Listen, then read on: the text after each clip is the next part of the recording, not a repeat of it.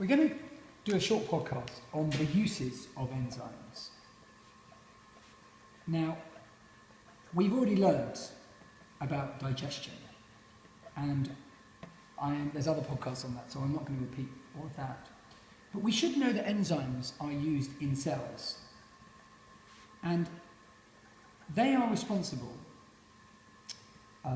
they do all the chemical reactions.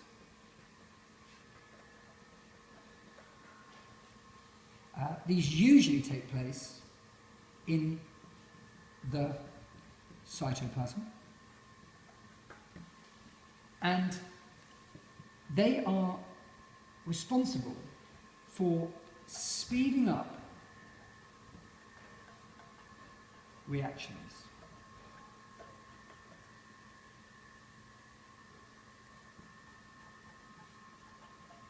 That would have occurred too slowly. And they do this by lowering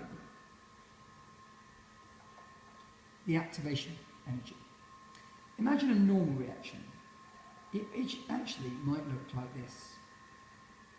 And this energy here, from here to here, is the energy that's needed to start the reaction, to get it going.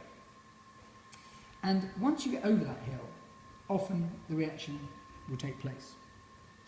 But what enzymes are able to do is that they are able, by bringing the reactants together often, both physically and sometimes affecting them, they are able to lower this activation energy to one that is much more possible to happen.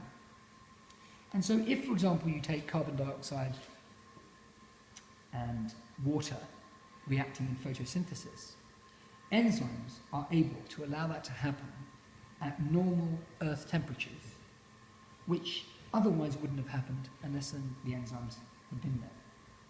So it's important to remember, as well as digestion, which is the classic, you should know about amylase, lipases, pepsin, and other proteases and carbohydrates.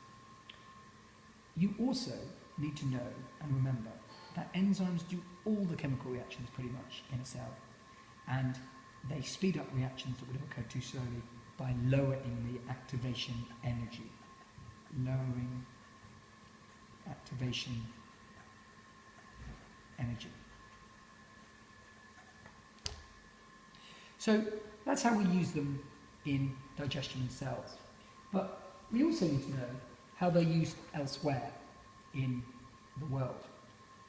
And the two ways that they're used are actually for home use outside our bodies, and also for industry.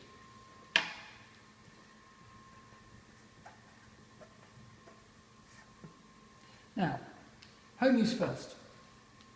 Now, I'm going to put that to one side. And the first is that enzymes are used in detergents. And imagine loads of greasy plates,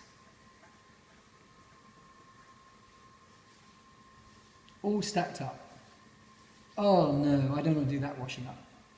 Well, a squirt of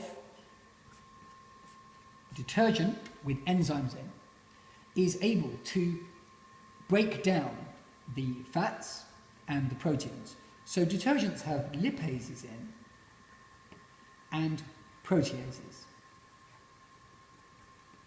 that help break down the fats to make it easier to clean the plates. So lipases will break down fats, and proteases will break down proteins, and that makes it easier. Now we need to know where they come from, and these enzymes are manufactured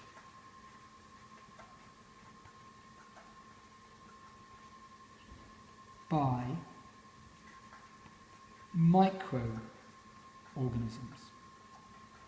And there'll be harvested and farmed to get these enzymes that they can then put in their detergent products. So that is a classic use of the way that we use